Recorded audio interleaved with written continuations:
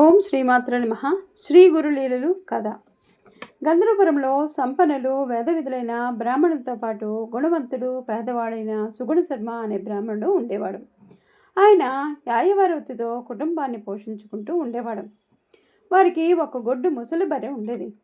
ఆ బర్రెను గ్రామస్తులకు ఇసుక మోయడానికి బాడుగ్గా ఇచ్చి వచ్చే కొద్ది రాబడితోనే తృప్తి పడుతూ ఉండేవాడు. శ్రీ నృసింహస్వామి శ్రీ గురువులకు గంధర్వపురంలో ఉండే కాలంలో గ్రామంలోనే ధనవంతుల ఇళ్లకు భిక్షకు వెళ్లకుండా ఎవరి వృత్తితో జీవించే ఆ బ్రాహ్మణుని ఇంటికి వెళ్ళి అక్కడ ఇచ్చిన తృణమో పణమో తృప్తిపడి వెళ్ళేవాడు. గ్రామంలో ధనవంతులందరూ కూడా ధనికులమైన మా ఇళ్లకు రాకుండా ఆ దరిద్రుని నిండా వెళ్ళి అక్కడ ఏమి లభిస్తుంది నీకు అని విమర్శిస్తూ ఉండేవారు. శ్రీకృష్ణుడు రాజాదిరాజైన దుర్యోధనుని మందిరానికి విందుకు వెళ్ళలేకుండా పేదవాడైన విదురుని ఇంటికి వెళ్ళలేరు కదా. ఆ విధంగానే ఈ సత్యగుణం అంటే ప్రీతి కానీ ధనమదం గలవారికి ఏముంది అని విమర్శలు చేస్తే చిరునవ్వే సమాధానం చెప్పేవాడు ఆ వేద బ్రాహ్మణుడు. ఒకనాటి మధ్యాహ్నము శ్రీ గురువు పేద బ్రాహ్మణుని ఇంటి ముందు నిలిచి భవతీ భిక్షాందేహి అన్నారు. ఇల్లాలు పరుగు పరుగున బయటకు వచ్చి, దయచేయండి స్వామి, మా వారు యాయవారానికి వెళ్ళారు, వచ్చే వేళ అయింది, ఇలా లోపలికి వచ్చి కూర్చోండి అంటూ ఆహ్వానించి పీట వేసి కూర్చోమని చెప్పింది.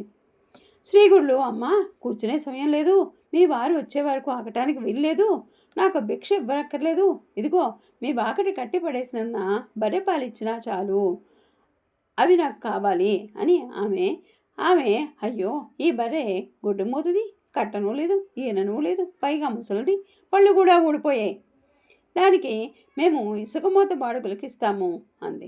స్వామి, చూడు తల్లి, ఇన్ని మాటలెందుకు, అయినా పాలు పిండి చూడు, ఎందుకు ఇవ్వదో చూద్దాము అన్నారు.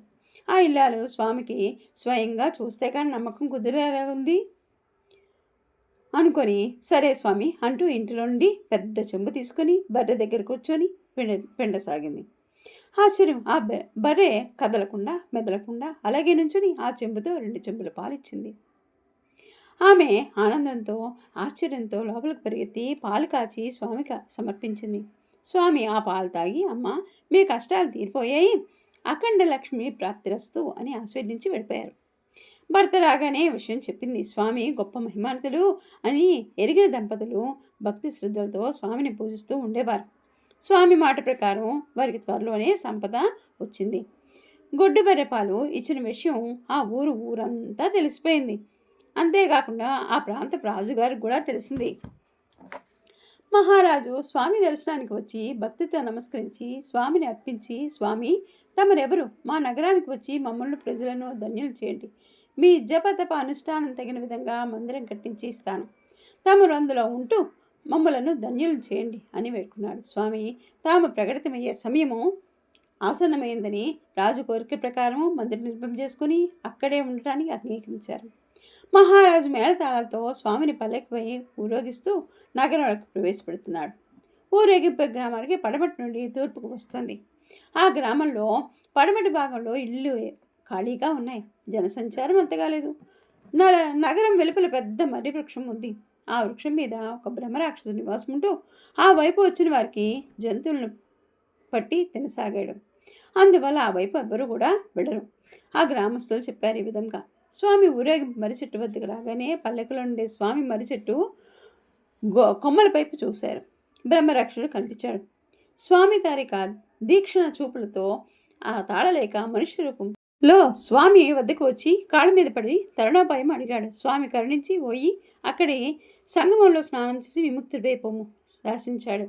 అలా బ్రహ్మరాక్షసు విముక్తుడైపోయాడు. శ్రీగురుడు అదే ప్రదేశంలో ఆశ్రమం చేసుకుని అక్కడ శిష్యులతో ఉంటూ భక్తులకు అనుగ్రహిస్తూ గంధర్వపురంలోనే ఉండసాగారు. అలా శ్రీగుడిని కీర్తి గ్రామాలకు వ్యాపించి ఎక్కడెక్కడి నుండో భక్తులు వచ్చి స్వామిని సేవించి తరించి పోతూ ఉండేవారు. ఓం శ్రీమాత్రే నమః.